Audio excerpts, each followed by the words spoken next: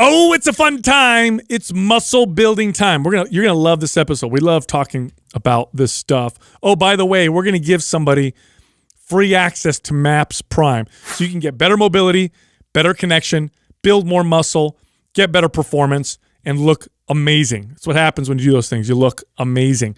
Here's how you can win access to MAPS Prime. Leave us a comment in the first 24 hours. Help us with the YouTube algorithm, okay? If we pick your comment as the winner, you'll get free access to MAPS Prime. You also want to subscribe to this channel and turn on your notifications so you know when we comment underneath and say, hey, guess what? You won a free program. Also, we are running a promotion right now. MAPS Prime, MAPS Prime Pro, and the Prime Bundle, all 50% off. You can find them at mapsfitnessproducts.com.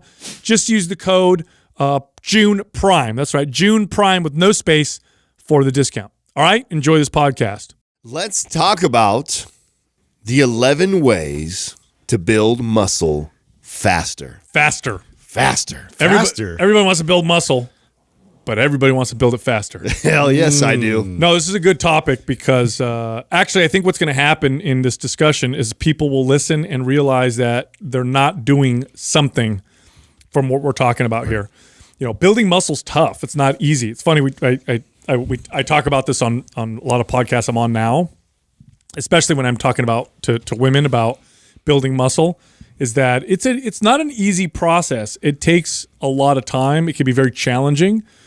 And oftentimes there's things that we do or don't do that just slow the process down. Mm-hmm. And some of them are simple, but oftentimes overlooked. So I think we should definitely cover this subject because I know these are pitfalls I ran into that I had issues with. My clients did. Well, I'm also excited to do this too because a lot of times you may be building muscle and you don't think you are.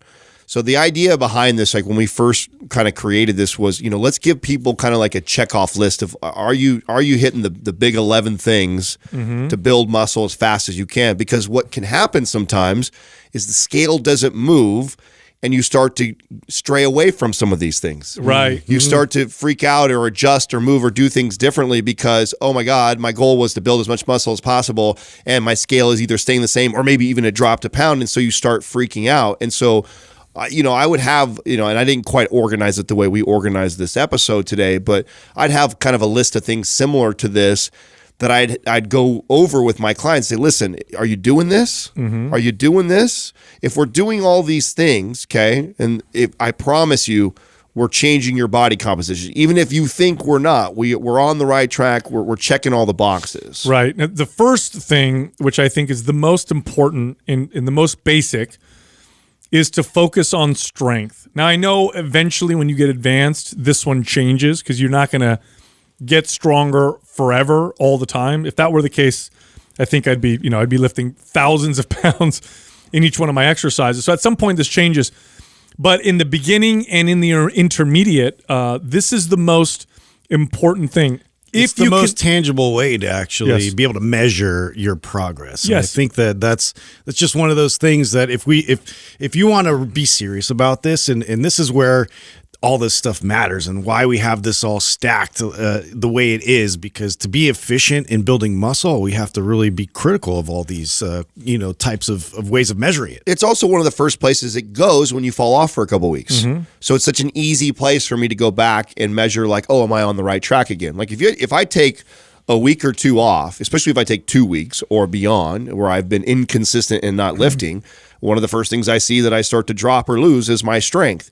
So it's also one of the best ways for me to know that, okay, I'm back on the right track when I start to see that go up. And your measure is not, oh, what's my PR? And I'm not PRing now. It's like, where did you start when you got progress. back? Where did I start when I got back into training again or back to being consistent with all the things I'm doing now, and how am I progressing from there? Yeah, some of the best advice I got as a kid working out was exactly this. We had a family friend who used to be a bodybuilder. He was a chiropractor.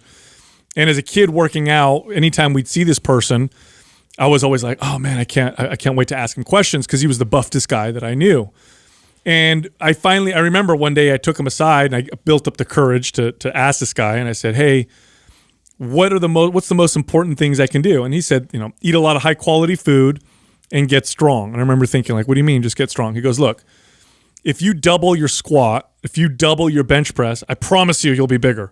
I promise you're going to have more muscle. Your body will need to get bigger. And nothing has consistently built more muscle on me and on my clients than just getting stronger consistently.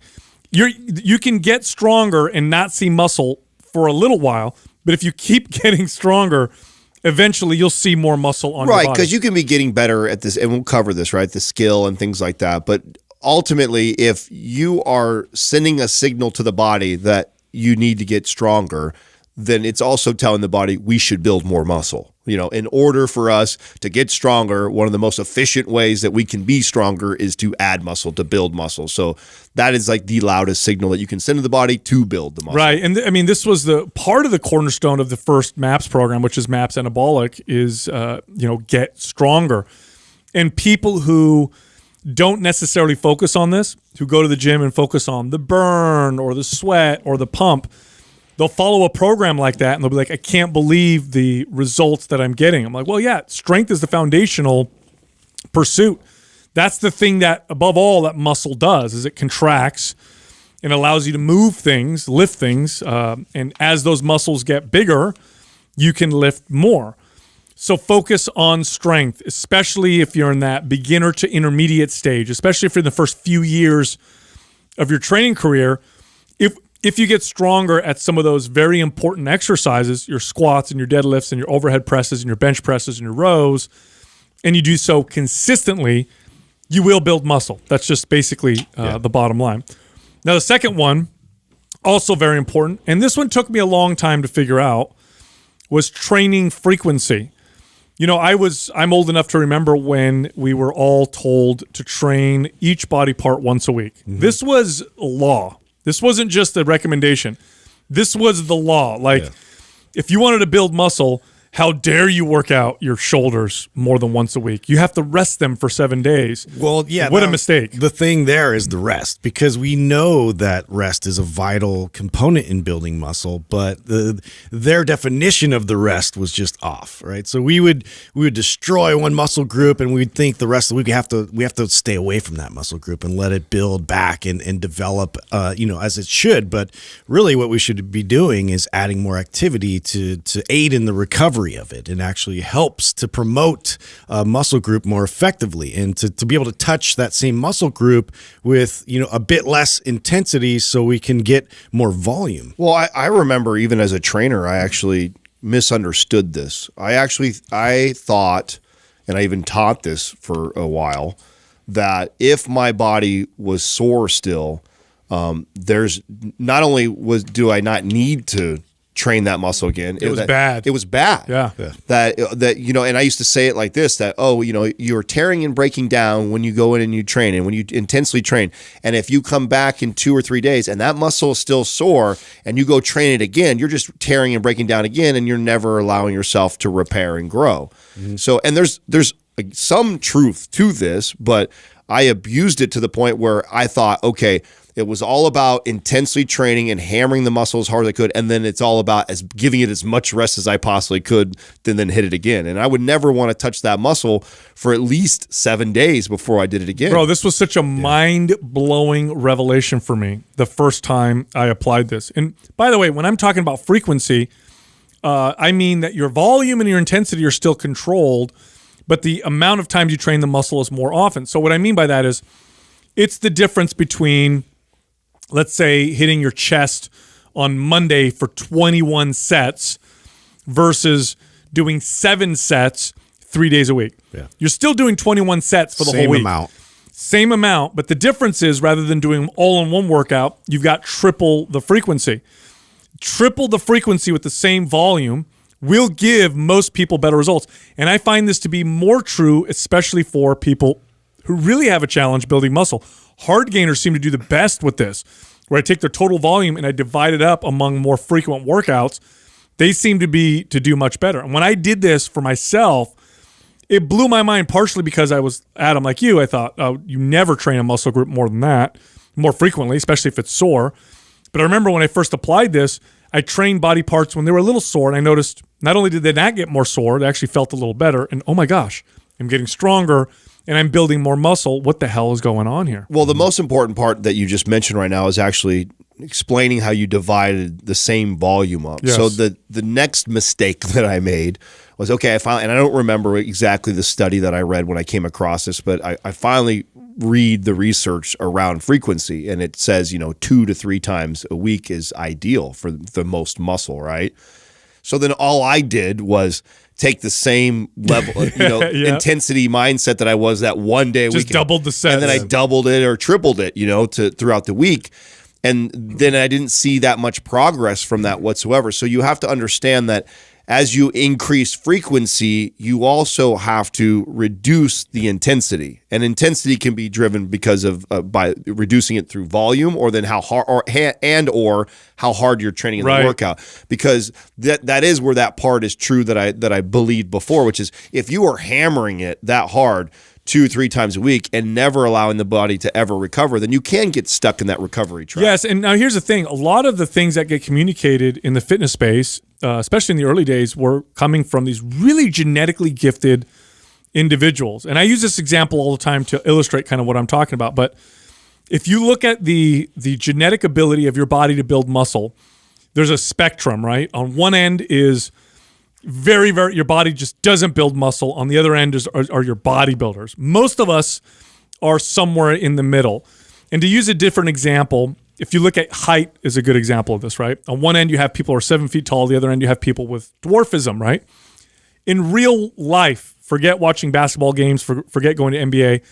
How often have you ever seen someone that's 7 feet tall, right? Yeah. Almost never. If you did, you'll remember it because it's so rare. That's how rare extreme muscle building genetics are.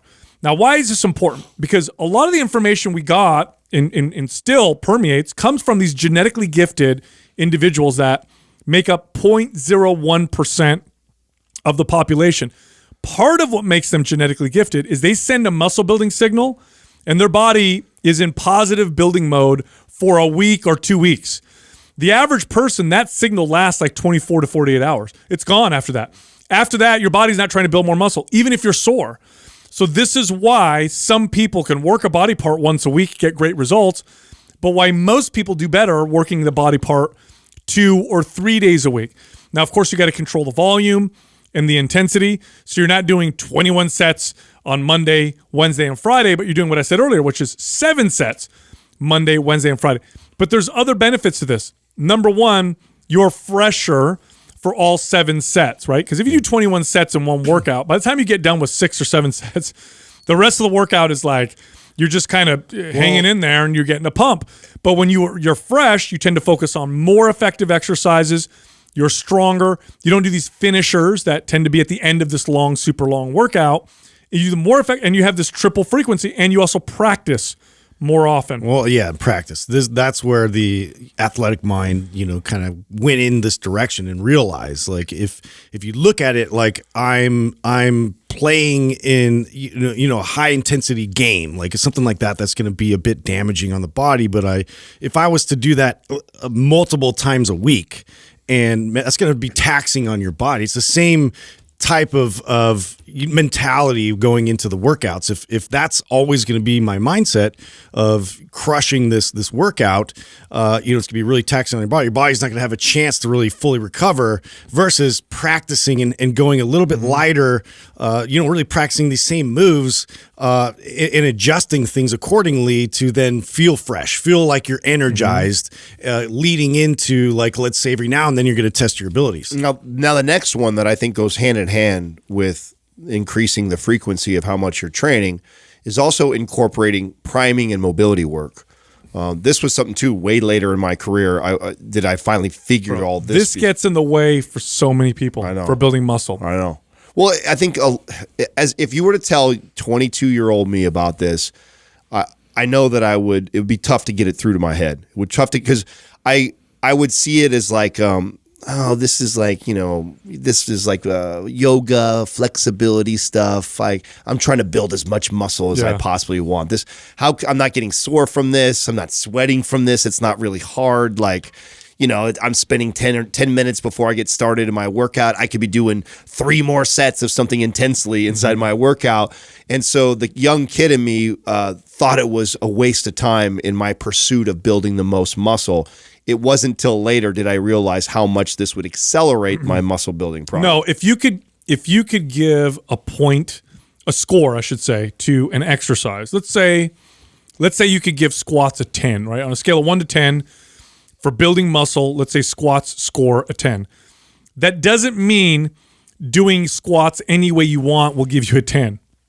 The 10 comes from squats done well, full range of motion, being connected, feeling in the muscles that are supposed to be worked. Good control. Good control. That's what gives it the 10. The worse you do squats, the less points you get for doing them in terms of its muscle building ability. I think back to when I was a kid, working out, the first time I started doing squats. I remember the difference in my leg development from doing half squats to doing full squats. It was like a completely different exercise. Same thing with shoulder presses. Same thing with the bench press, right? The fuller range of motion with good control, it was like I was doing a brand new exercise in terms of its effectiveness. It makes that big of a difference. And a lot of people, because they don't prime properly, because they don't work on mobility properly, they're not able to do some of the most effective exercises, or they do those exercises, but they can't do them effectively. Yeah, I look at it too as you get a stock car that has all these governings on them to not allow you to go the certain speed. The engine is fully capable of going, but the systems aren't in place to be able to handle that kind of stress it's going to place on the car. It's the same with the body is very smart. It adjusts and makes sure that, these ranges of motion and these types of activities, you don't apply too much of what you already could produce because you're going to injure yourself. And so we're working against these systems that we already have. So priming itself will really unlock a whole amount of new potential for you to produce force. Not to mention the amount of muscle fibers that you recruit when you do an exercise actually is directly correlated to the amount of strength and muscle you gain from that exercise. So when you look at muscles, if you were to look at them under a microscope, they're made up of lots of different fibers. I'm just going to give a number. Let's say you have, this is not accurate, but just for argument's sake, let's say in your bicep, you have 100 fibers. That's total muscle fibers in your bicep. But when you do curls, your body's only really calling on 60 of them, okay? There's going to be a big difference between your body calling upon 60 or recruiting 100. Part of what allows you to recruit more muscle fibers is how connected you are to the exercise, how stable you are to that exercise. This is why some people, not all the reasons, but part of the reason why some people don't build their glutes as effectively doing squats as someone else, or their chest as effectively when doing bench press as someone else. They're not able to recruit the same amount of muscle fibers because they're not as connected. They don't have that technique and the form. Mobility and priming is a very integral part of not just avoiding injury, but of maximizing your workouts so you can build the most amount of muscle. And that dramatically adds up over time. Most people are following some sort of a routine where they have, squats, bench press, whatever exercise we're talking about, where they have to do 3 to 4 sets of each exercise. Well, most people that don't do priming and set themselves up for all those exercises, to your point, only recruiting so much muscle fiber, sets 1 and 2, they only get X amount % out of that, where they could potentially double or triple the amount they get out of all those sets. You add that up over workouts, over weeks, and over months, and over years, that really starts to compound. It makes a huge difference. So our program, MAPS Prime and MAPS Prime Pro, focus specifically on that. We do have a free webinar. I want to mention that so people can go and learn some of the stuff. They don't have to buy anything. It's MAPS Prime Pro, MAPS Prime Webinar.com. So you can go there. Now the next one is also very, very important. This one is one we communicate all the time, but I think we can't say it enough. Yeah. And that is, if you want to build muscle, focus on the most effective exercises. I mean, there's a lot of exercises. All of them have some value, but not all of them are equal. And when it comes to building muscle, they're definitely not equal. Some are really good at building muscle. Others are not very good at all at building muscle. The most effective exercises for building muscle are compound exercises or compound lifts. The term compound means you're using more than one joint when doing the lift. So a non-compound movement, an isolation movement, or a single joint exercise would be like a curl, right? A compound movement that would work the biceps would be like a chin up with my palms facing back in a supinated grip. That would be a compound lift for my biceps. Other compound lifts include squats, deadlifts, bench presses, overhead presses, rows, horizontal presses. Those are all the big muscle building exercises. If you get good at those, you'll build way more muscle than if you get good at single joint exercises. And of course, these are the ones that require a bit more skill in terms of the performing of the exercise, where in a controlled setting where you're in a machine, it's a lot of those things have been accounted for. And so it's great for rehab. It's great for being able to really hone in on very specific muscles. But when we're trying to build muscle, we need to send the loudest signal we possibly can. And so these types of lifts where we use multi-joint really put a lot of demand on the body, which then in turn signals to the body, okay, we need to be able to build some muscle to be able to resist this. Well, Sal, you gotta tell your speaker and amp analogy that you give a lot that we haven't talked about very much lately in the podcast, because there is this movement right now in the muscle building community around, doing these exercises where you feel it the most in it, and that's more important than these compound lifts. In fact, I know there's a lot and there's very smart, intelligent people that are promoting this message, which I think is a terrible message for the masses, which is this, you don't need to do squats, you don't need to do these compound lifts, you can do exercises that target the quads or target the hamstrings or target the glutes better.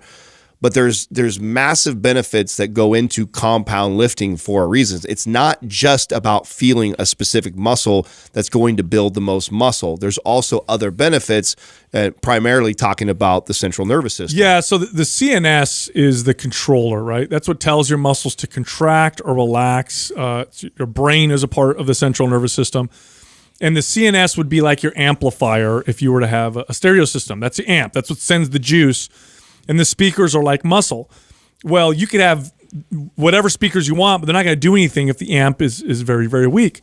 And training your central nervous system leads to better muscle fiber recruitment and a louder muscle building signal. Compound lifts are a loud signal. Isolation lifts are not. You don't believe me? Go do a set of leg extensions to failure and then go do a set of barbell squats to failure and tell you how you feel afterwards, right? It's a very loud, very big signal. And it calls upon your body to elicit the strongest adaptation response. Remember, adaptation is what we're looking for when we're working out. Our body's trying to get better at what we're telling it to do. Compound lifts are just way more effective, partially because they activate so much muscle in the body. They tell everything to turn on. Your CNS is loud when you're doing these exercises. And so it's like nothing's going to build more muscle. If you add 50 pounds to your squat, look at how much muscle you build on your legs versus adding 50 pounds on a leg extension. I mean, there's no comparison. A 50-pound add to your squat, you're going to see more muscle.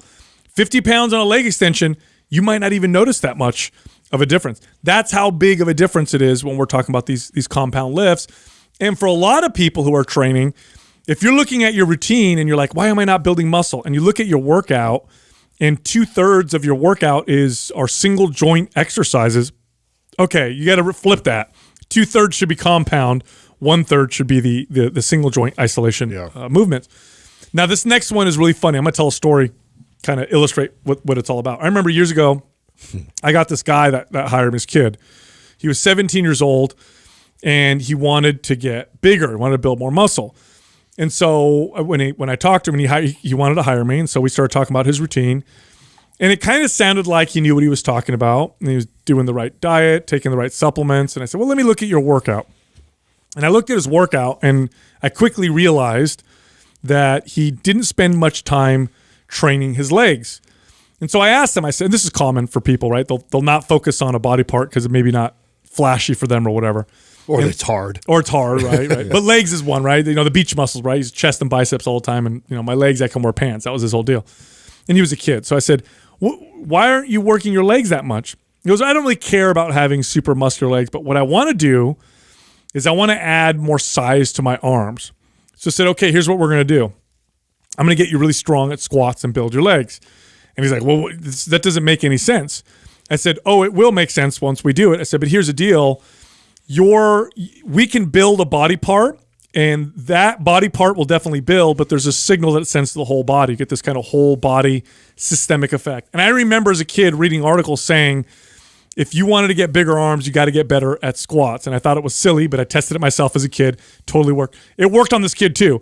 His squat went up. Of course, his legs got bigger, but the rest of his body built as well. There are studies that show, for example, to kind of illustrate this, where they'll have somebody they'll put one arm, they'll immobilize one arm. So your left arm immobilized. And when you do that, like if you have your arm in a cast, you'll notice lots of muscle loss.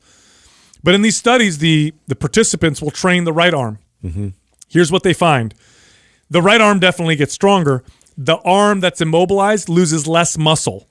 In fact, when they don't immobilize one of the arms, but they still train one arm, most of the gains go in that one arm they train. Some of the gains go in the other arm. It's like you get this localized muscle building effect, right, but you also get this systemic muscle building effect. Now let's talk about the legs for a second. That's up half of your body. Training your legs definitely there's a local signal that goes to legs, but there's a very loud systemic signal that goes to the rest of your body. Yeah, so call out the concept, it's irradiation. Yeah. And so like as you like put stress in on one joint, your body is still stabilizing. It's still actively contracting, and it's affecting your body in a lot more ways than you actually like realize. So you training your legs definitely puts your upper body is going to be affected by that. In your overall body in general, the more type of demand you're going to put on, you're gonna build muscle as a result. Well, this is why too I really like, Sal, the speaker and amplifier analogy that you talk about too, because that makes total sense when you think of it like that too. Mm-hmm. Knowing that the legs are so big, if you are training those compound lifts and you're doing it, you're going to get some benefit to the amplifier. Yeah. So even though you didn't maybe upgrade the speakers in your arms, like you didn't get bigger speakers necessarily right away, but you're now sending a louder signal to those because you've trained those lifts. So that's why I like that analogy so much, because it makes sense to me that even if someone is not training that right arm like you're talking about, and they're only training the left arm, mm-hmm, they're at least still stretches your capacity. That's right. They're still getting a better amplifier, so that going forward when they do those other lifts, they're going to get more bang for their buck. There is, it's true, and so let's extend this a little further. Don't skip body parts. Skipping body parts means that even though you have a body part that like, I don't really care about training it that much. Yes, you're not going to develop that body part, but you're also not going to develop the other body parts to their full potential. Your body will limit the muscle building signal, number one, because it wants to maintain some sort of balance, and number two, because you're missing that systemic muscle building effect. So if you're training in a way that skips body parts, you're actually limiting your capacity to build muscle, especially if it's a big body part. In guys, it tends to be legs. In women, it tends to be like chest. I've had a lot of female clients. I don't need to train my chest. I'm like, but you want nice shoulders? You want nice back? Well, yeah. Well, let's train your chest and see what happens. And sure enough, they would notice better results in the rest of the body. Now, the next one, this one's important because I think sometimes people, especially people who want to build muscle, but they also are afraid of gaining body fat, they tend to shy away from carbohydrates. I tell you what, this is coming from someone who often eats very, very low carbohydrates and sometimes even eats ketogenic. Now, I do those things because not because I'm trying to build muscle and not because I'm trying to get lean, but rather it works on an individual basis for my gut health. This is why I do it. But believe me, if I had a choice, I would eat carbs. Not just because they're delicious, but because you build muscle way easier when you build carbs. When you eat carbs. And it's also just easier to get the calories that way. Yeah. It's really tough. Most people that struggle with building muscle also struggle with getting enough calories. I mean, I know this was where I was stuck for so many years was I was a trainer. I was active. I liked to play sports. I did all this stuff that was burning so many calories. And I just was not fueling the body enough carbohydrates to stay up with my caloric intake so that I can build. You can lift weights all day long, but if you're not giving your body enough calories to build muscle, it's going to have a really hard time putting any muscle on. The other part to that, and this one's very obvious, is don't miss your protein intake. That is very That's important. why I like to target that first, right? Yeah. So like if I'm, for myself, this is even if I'm not tracking, like if I'm not logging everything I eat, the first thing I'll do is I'll go, okay, I'm just going to really focus on making sure I hit my protein intake. I'll just track my protein, make sure I hit my protein, and then I'll pile on the carbohydrates and allow fat to get in there like that. But if you hit that first and make sure you hit those numbers, and then you pile on the other calories from carbs and fat, much easier strategy. Totally. The next one, this one is more for the hard gainer, the person who, has a tough time gaining weight. Daily weigh-ins can be really good. They can kind of keep you on track. This was a big one for me as a kid because I could see every single day what was going on. It also kept me on track with my nutrition. Well, I think it's important too that this episode is geared towards someone who's like a hard gainer. Yeah, it's like wants to build muscle. I know someone hears you say that and they're like, wait a second, I hear Mind Pump all the time, and they actually normally tell people like, don't get hung up on the scale. You got to remember who we're talking to right now. I don't think that weighing every single day for the person who has body image issues and is got freaked out about the scale going up or down. This is for the person who is who's struggling to build muscle, and being able to check in on the scale as far as an accountability piece to see where you're at. There is tremendous value in doing it for that person. Well, and also to make sure like what kind of weight you're gaining. That's right. And that's going to be highlighted most if you're gaining weight a bit too fast, and you're really looking at your consumption versus your activity levels, and to be able to see like not so much of progress for a while is probably going to be the better approach, where you're recomping your body. So now we're gaining more lean muscle. Now there's one caveat to this, which is don't get hung up on the day-to-day changes. Look at the trends. So I would chart this, and I would see on a week-by-week basis the trends, because daily you can lose or gain water. Also, weigh yourself at the same time with the same clothes on or no clothes at all on, because your body weight will fluctuate between morning and evening. But what you're looking for is the trend. If you get hung up on the day-to-day, you may find yourself, eating foods that promote water retention, or weighing yourselves, at the end of the day, because you're like, oh, I'm a little heavier at the end of the day to see what's going on. It's really there just to, like Justin said, to help you calibrate, right? Yeah. So if you've done a very good job, you're following a meal plan, or you've figured out your macros and you know where you're supposed to be in order for you to gain muscle.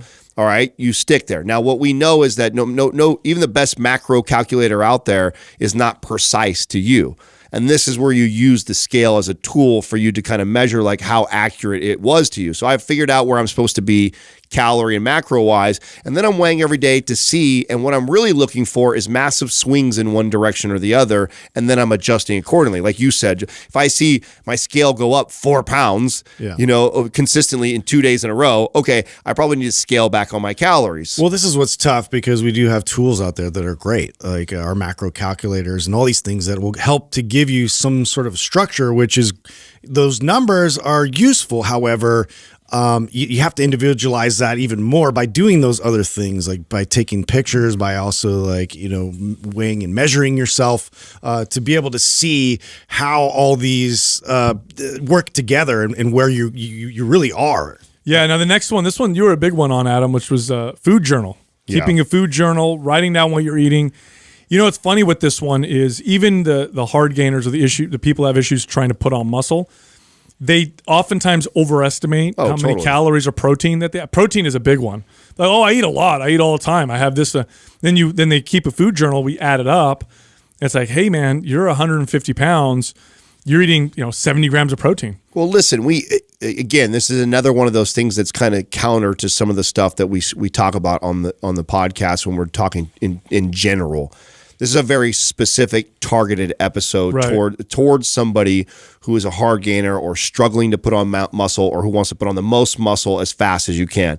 If you're trying to put on as much muscle as you possibly can, as fast as you can, then these types of things, this is where this becomes important. Like, you can't tell me that that's your goal, and then you say, I don't really feel like tracking though, because then I'm going to challenge you. Say, well, we're not going to build the most muscle the fastest if you're not willing to do that work, because I've got to be able to track with you and then recalibrate if we need to. So that's why you want to do this. And then and to your point, Sal, almost everybody either overestimates or underestimates. I still, to this day, Like before I even started tracking just recently again, I was going, okay, I think I'm around this, or I'm kind of guessing where I'm at. As soon as I start writing down, I'm always off a little bit. Specific goals, I mean, they require just more attention to detail. And that's just the bottom line. I mean, there's a lot of healthy approaches out there where we can sort of go through intuitively what I feel is good for my body and what I want to train for the day and all that kind of stuff for lifestyle. But when we're really trying to focus in on gaining muscle and like how to do that in the most,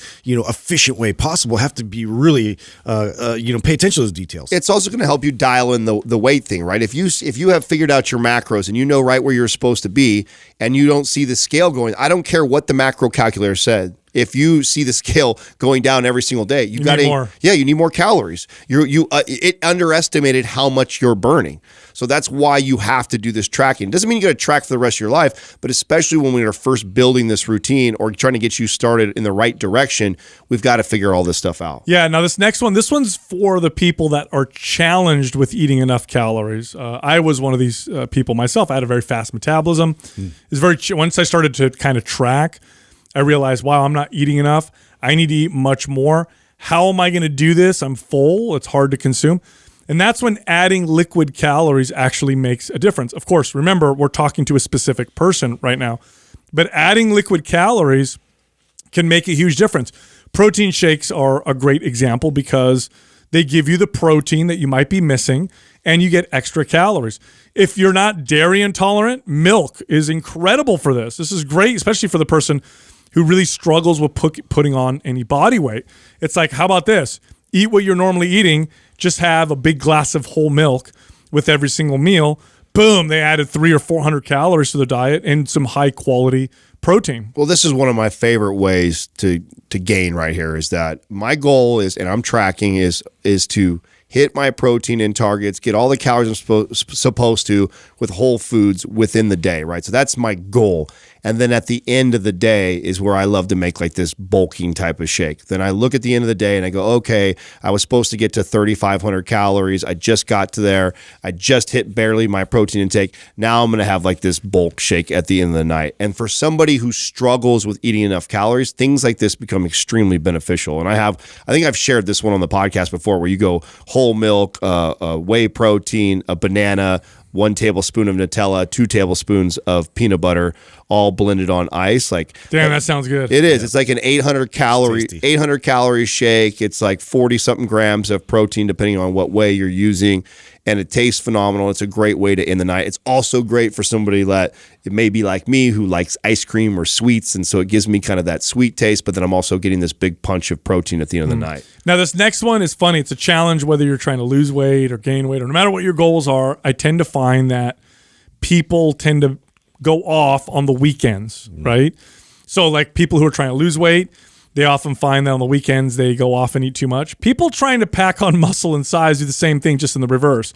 Like they do really well Monday through Friday, then the weekend comes, they sleep in, so that means they skip breakfast or lunch wasn't that structured. And next thing you know, their calories are low, their protein is low. And remember, it's all averaged out, right? So if you're in a calorie surplus, of 500 calories Monday through Friday, but then you're in a deficit of 1,000 on Saturday and Sunday, well, that means that you're barely in a surplus for the whole week. Because the weekend makes a big difference. I like this tip a lot because you're right. It does work both directions. And this actually happened way later in my career. I started to piece this together. It didn't matter if I was on a bulk or a cut.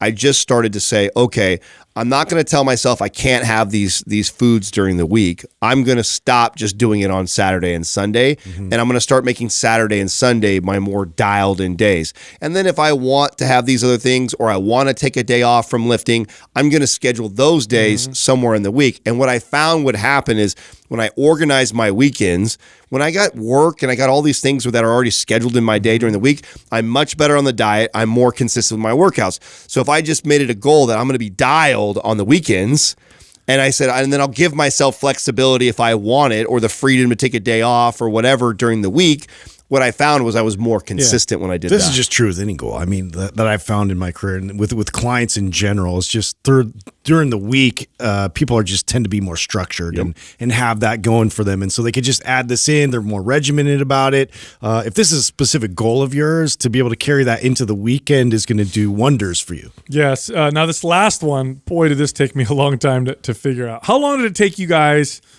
to figure out the sleep component when it came to putting on muscle? Oh man, that wasn't until forever. It wasn't until way later because we've openly. I'll sleep when I'm dead. That's right. Yeah. We openly have discussed the young 20-year-olds that we all were, and all saying that sleep is overrated, and I'd work out and do things till late at night and get up super early every. I didn't realize because it's one of those ones that it's not like. You can get away with not going to bed early, and you think that you're fine. Yeah, you don't see a swing in any direction right away. It's not like you get one bad night of rest and then the next day you lose 5 pounds of muscle. Right. It's got a compounding effect, and the body is resilient as shit, so it'll adapt to whatever you make it do all the time. You'll be able to get through your day. That's right. And you'll be able to take a pre-workout and get your workout, but are you maximizing? No. I remember when I first kind of started to peer into this. I still didn't learn my lesson, but I did enjoy some incredible benefits. I had been reading articles and books, and I remember I had read a few books, and each one of them made this big deal about getting enough sleep. And I remember finally saying, all right, let me see what the deal, because I was one of those kids that like I could get away with 5 hours of sleep and I was totally fine. I thought, oh, this is not for me. Well, anyway, I remember thinking, that's it. The next 30 days, I'm going to make a concentrated effort to go to bed early, to sleep at least 8 hours every single night, which was a big improvement for me, and to see what happens. And sure enough, I gained like 4 or 5 pounds of muscle in that month. Now, the reason why I didn't keep doing it is because I was a hard-headed kid, and sleeping is boring, and being awake, there's all kinds of things you could do. Later on, as an adult, I put this together, and its importance, and it's important for many other things aside from just building muscle. But I tell you right now, especially hard gainers, I'd say probably 7 out of 10 times, 70% of the time, when someone comes to me and says, man, my body doesn't build muscle, sleep is always an issue. Like 70% of the time I look at their sleep and I go, oh, well, you're only sleeping 6 hours. Oh, you don't value it until you can't get it anymore. It's just like everything else, like I didn't really realize the power of it until I couldn't sleep as much, and I had to get up and I had to do all these responsibilities now that I had in front of me, didn't allow me to sleep and go through that like I used to. But again, it was always like I was working against my body is how I felt when I wasn't getting sleep. So it didn't even matter if I was young and resilient and all those things. I could have benefited from it massively if I would have applied a structure to that, where I had an allotted amount of time for me to sleep and recover.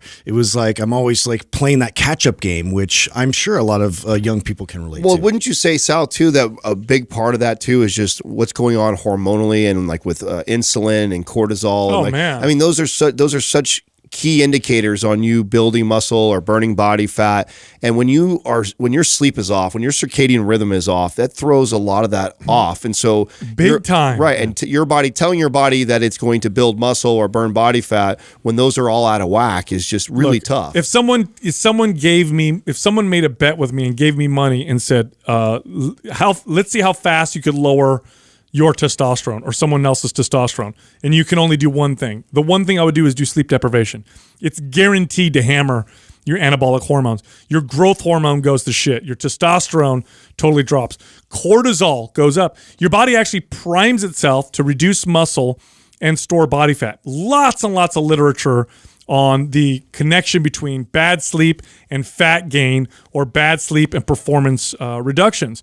Sleep really primes the body with these beneficial hormones that oftentimes people take exogenously to build more muscle. You produce less melatonin, which means you produce less growth hormone, which now means your body's becoming, it's not going to burn body fat as well. Your insulin sensitivity starts to drop. Insulin's also very anabolic. In women, you see these imbalances between estrogen and progesterone just from not getting great sleep. And by the way, it's not just getting terrible sleep that does that. It's getting anything less than optimal. You start to see those changes. Literally. So it is a spectrum, meaning the best sleep you get gives you the best results. Anything less than that is less than that. So it's not just the difference between great sleep and shitty sleep. Right. It's like, well, I get 7 hours or 6.5, but I think I'm okay. It'd be a big difference just by prioritizing it, getting 8 hours and allowing your body to kind of prime itself to build muscle. Now, a big part of this game is the mental game, right? We always talk about how you play mind games with yourself. If you're gaining and you're losing, I'm not sure. I look at myself in the mirror every single day. I can't tell. This is why I love using this episode. If you're somebody who struggles with building muscle and you think you're not building muscle, use this as a checkoff list and start checking off all these things. If you're doing all these things, I promise you're heading in the right direction. If you're doing all these things and you're following a good program and a routine, I promise the body composition is changing. You're probably building muscle. Hopefully you're also burning some body fat. So even if you're not seeing this huge fluctuation on the scale, or you're not getting people every single day complimenting you, telling you you're getting massive and building all kinds of muscle the next day, be patient, stay with it, and just get good at all 11 of these things. Very well said. Look, if you like our information, head over to mindpumpfree.com. We have lots of free stuff that we offer all of our listeners. Great free information, mindpumpfree.com. You can also find all of us on Instagram. So you can find Justin at mindpumpjustin, me at mindpumpsal, and Adam at mindpumpadam. Are there some generic parameters as far as what you would tell them to, stay your saturated fat under this, or it should be only this percent? It really doesn't even matter. So here's the other thing. If you're in a calorie deficit and you're losing weight, everything else makes no difference. Like all your cardiovascular risk factors that we can measure go down. Like they've done studies where people are in a